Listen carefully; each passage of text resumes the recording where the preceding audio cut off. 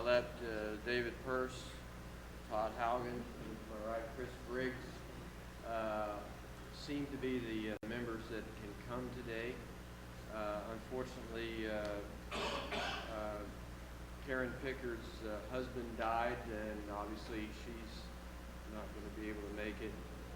Chris Uhas and Lonnie Den are at the National STEMI meeting in Atlanta, and have taken that as a priority. Tim Mixon had to cover his practice while his other colleagues are at the Sky meeting in Las Vegas, and Josie Fillingham is sick. So here we are. With that, everybody's seen the minutes, so we have a motion for approval. Move. Second. Second. So minutes are approved. Under new business, we had about 5 recommendations in terms of what we expect to achieve this year. The first one was to assess data from the local RACs regarding their STEMI care capabilities and outcomes, and we assigned a deadline to May. Lonnie Den took that on, and she sent us some follow-up information. She had talked to Rick Schwartz. How do you pronounce that, Jane? Oh, please don't ask me. I'm not sure. Rick I can't S. And he confirmed that indeed there had been a survey carried out by the state Department of Health, and unfortunately they have not had been able to analyze the data with regard to STEMI for a variety of reasons. Now, Jane, would you like to catch us up on that effort? Yes, sir. I spoke with Dr. Kalanges, and that is her area. That survey, all of the information is back in. They have compiled the information in responses to questions. They have cleaned up the data, but it's not ready to release yet. She anticipates that it might be approximately 3 months before that final report is ready, and that would coincide with our next GETAC meeting. This was discussed at the stroke meeting, and the stroke committee requested that should that presentation or should that information be ready by then, could they please come and do a presentation of that survey and the results?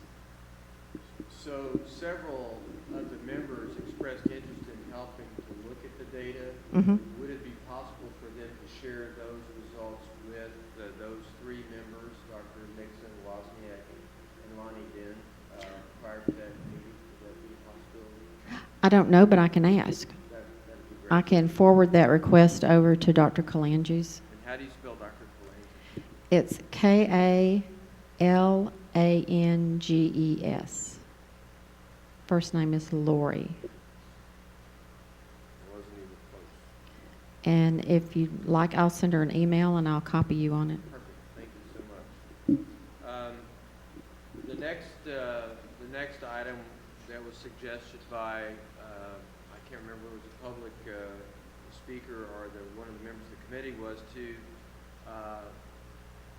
share the proceedings on the video proceedings from the meeting, so that members that couldn't make the meeting could see the proceedings, and members of the public could see what was discussed. And so Jane also said this was a TTAF function, and is there a possibility of getting a link to the video archive of the meeting? Is that possible? We could post just the link to the TTAF website on our website, but anyone right now can go to the TTAF website and log into any of the committee meetings and log into any to the council meeting on Friday. And, So that's a live presentation? yes, sir, we are live streamed. I understand. So is there an archive of that? I understand that there is. David says yes. David, come up here. So- You can talk to So this. David, you want to Come on, get Dave. us up to speed on that?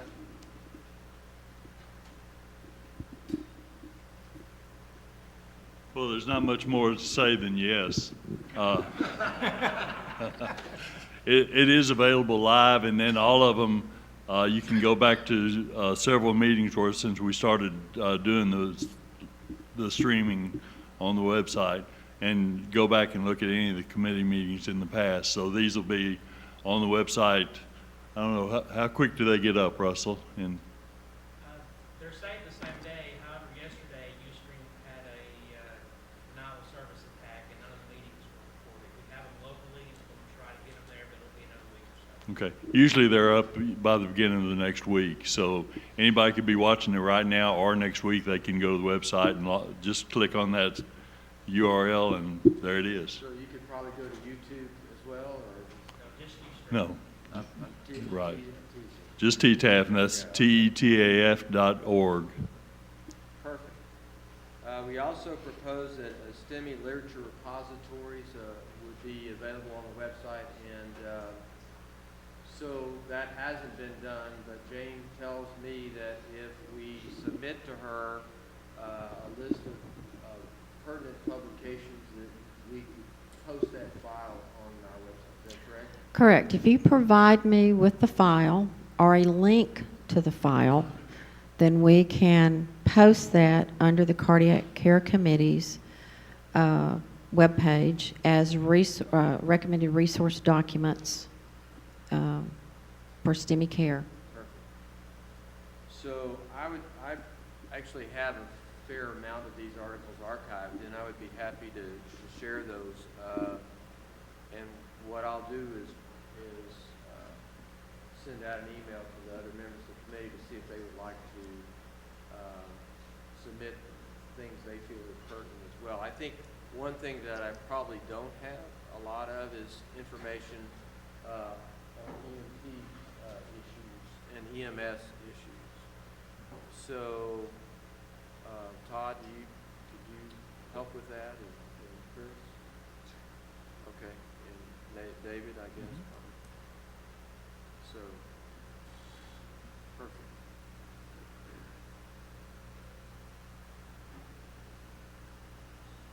All right, so that we should be able to get done before next time.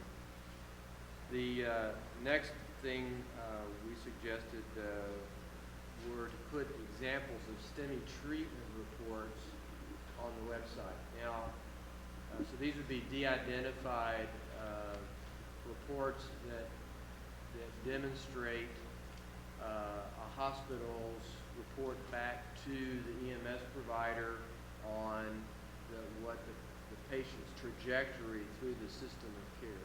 So from the time they call 911, all the timeline, the EKG obtained, the diagnostic EKG, many times pre-hospital, at least in our area, the cath findings and the patient outcome. So David suggested that he had a repository of those types of reports, and maybe you and Catherine could work on that. I don't know if anybody else on the committee has interest in that, but I think that would be, I know those two folks could do it. So along the line, about how many are we looking to put? Is this, want to put Well, a half a dozen, dozen, or do we want 70? no, I think what would probably be good is for you and Catherine to go through the good, the bad, the ugly. Okay. You know, how should it be? What were the problems encountered? That sort of thing. So.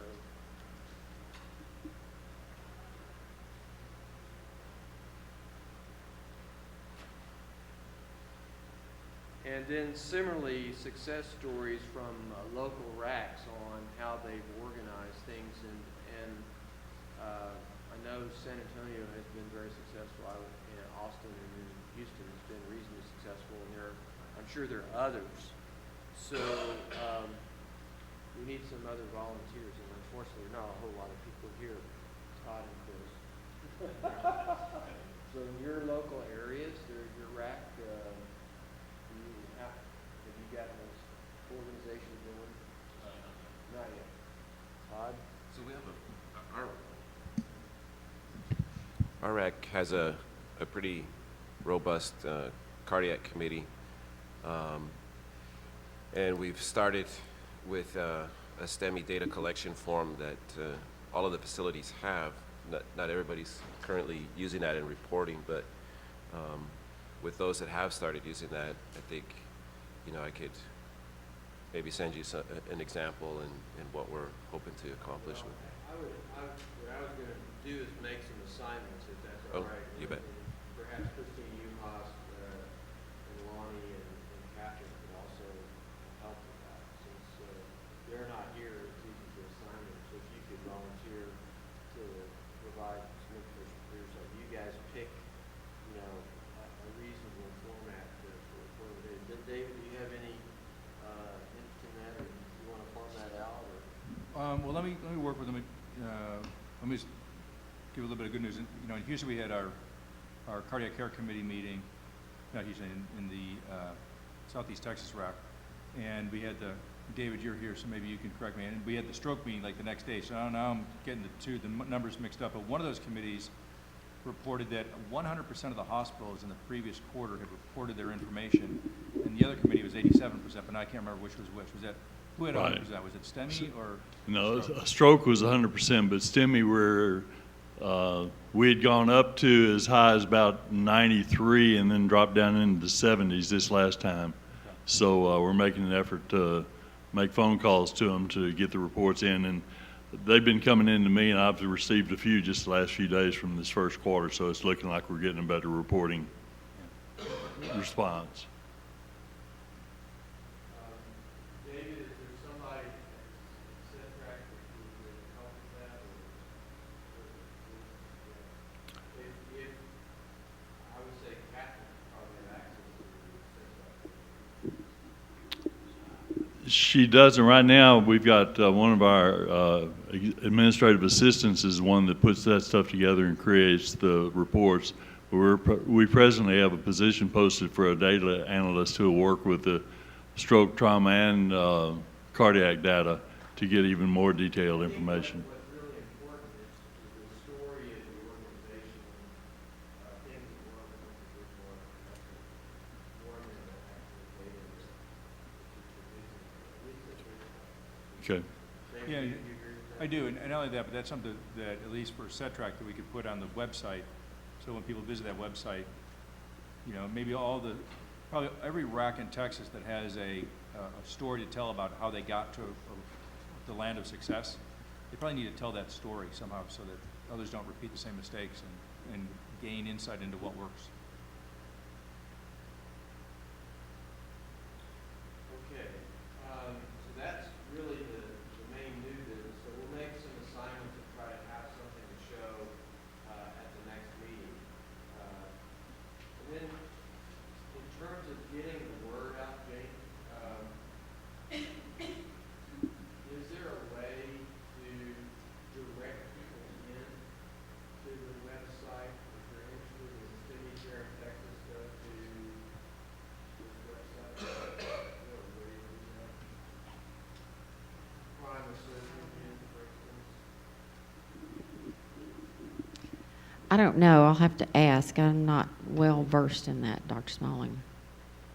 So if there's somebody in GETAC that knows about that, it would be, I think it would be helpful if somebody said STEMI Share in Texas and they go to the website.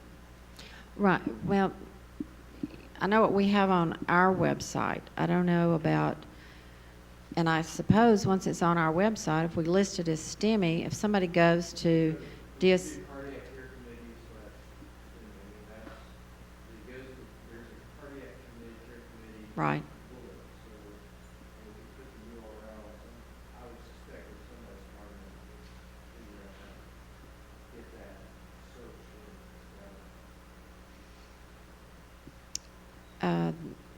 I'm sure that I just don't know how to do it, but I'm sure that we could.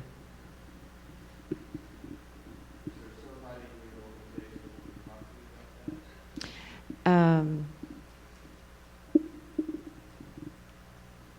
she is. We actually don't have much control over search. We don't have a lot of control over search terms. I mean, we don't pay for search. I mean, we can't, sorry. We can't pay for search. Like some businesses pay to be higher on the list than a search term, but I mean, just to let us know what you want, we'll look into it. We have a lot more restrictions coming from our web office than normal people have. Well, I mean, if you search on GETAC and cardiac, you get those quick. That would be a good theory. I would not, our search, yeah, our search is not great. I mean, it'll pull up every STEMI thing that's ever been in DSHS for the last 20 years, and it's just not, it just doesn't pinpoint it very well. Do you have any insight, David? I mean, the best thing we can do is to make it obvious on the cardiac care on the cardiac care place on our website. I mean, that's easy to do. And then we could distribute that to the local racks, saying if you're interested in STEMI literature, go here. If you're interested in STEMI reports, go here. If you're interested in, how to do it, how to set up a STEMI system, go here. Is that fair? Sure. I mean, we can send out anything we want. The way it would work now is we would change something on the website or add something to our website that says, here's the STEMI stuff. And then anyone who signed up for GovDelivery would get an email that says, this is changed on the website. And we can craft a message that says, this is what's changed on the website, and here's where you can find this. But it's really important for people to sign up for GovDelivery. Absolutely. I'll send you an email about GovDelivery or about how to. Yes, I'm not sure exactly what you want, but I will send you everything I understand, and then we can go back and forth about it. Richard? Yeah. So is there anybody here from Fort Worth, Denton, or Dallas? Okay. Close your ears. So when you Google cardiac care Texas, the first three things that come up are from a home health nursing group out of called Texas Cardiac Care. And so when you Google cardiac care in Texas, the first three things that come up are a home health care agency from Fort Worth. Now, we just can't have that, people. So I'm poking fun, but I think it does comment that clinical stuff doesn't come up first. Something clinical should come up as opposed to, ads, and that's just the nature of the internet. There's got to be a better way to do it. And I'm just poking fun at, being from Houston, we don't tend to like anything from anywhere near Dallas. So, So anyways. this sounds like a good art association task. Well, just along the lines of that, from what I've seen when I Google things, usually when you Google, there are some things that companies pay to have their things come up first. And it's very possible those home health agencies have paid money to have theirs come up first, and then all the freebies come up based on the frequency that they've been visited. So that would be the case would be to pay to, and I have no idea how much it costs to pay, but I've seen that when I Google things. Well, here are like 3 things that are highlighted in yellow because they paid to be up there, and then it goes to the more frequent ones. Yeah, I'm sure you're right. Okay,